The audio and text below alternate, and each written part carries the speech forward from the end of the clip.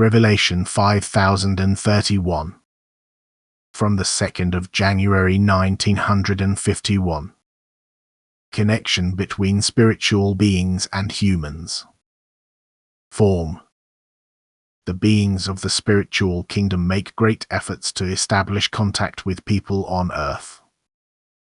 They seize every opportunity to make themselves known, for every light being is entrusted with people on earth for whose spiritual progress they care. But just as the beings of darkness approach the inhabitants of earth because many of them correspond to their nature, that is, have dispositions which drive the soul towards darkness.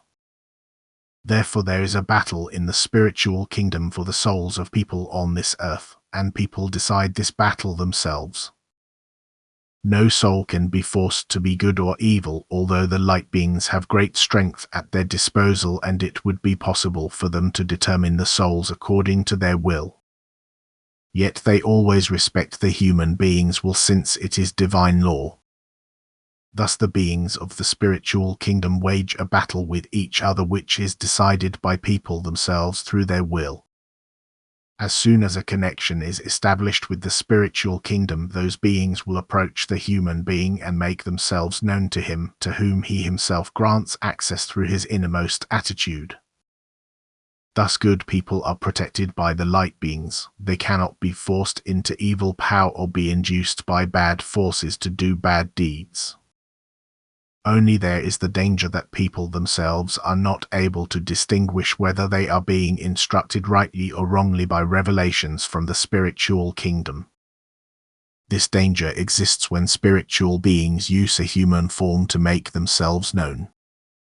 In this case, form means a human shell which has given up its will, which therefore does not express itself in its actual essence, but where the soul steps back and gives a spiritual being authority over its outer shell. A good person is certainly protected by light beings, but there are also strong spirits from the depths which are attracted by impure thoughts of individual people in the former's surroundings.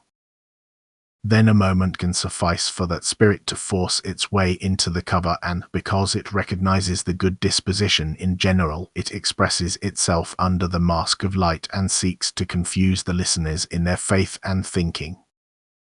This danger should always be recognized when it concerns messages from the spiritual kingdom which do not relate to earthly but spiritual things. As soon as the human being, whose spiritual beings make use of him in an unconscious state, subsequently lacks memory, he himself has no knowledge about the beings using his body, whereas the light beings leave a glimmer in him so that he can also reproduce some of what was conveyed to him by these beings in an awake state.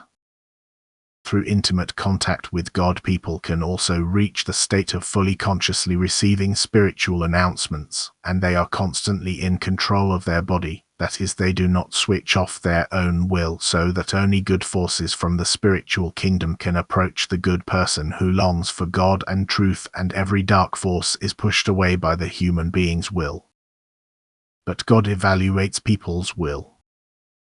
If it is in favor of him, then people can also be assured of his special protection, and they will derive blessings for their souls from every spiritual contact.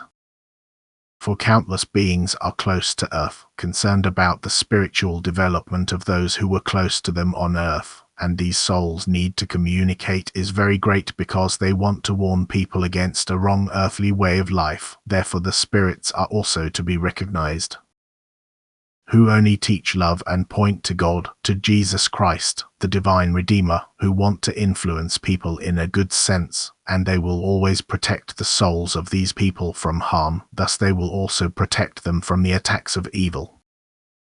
Amen.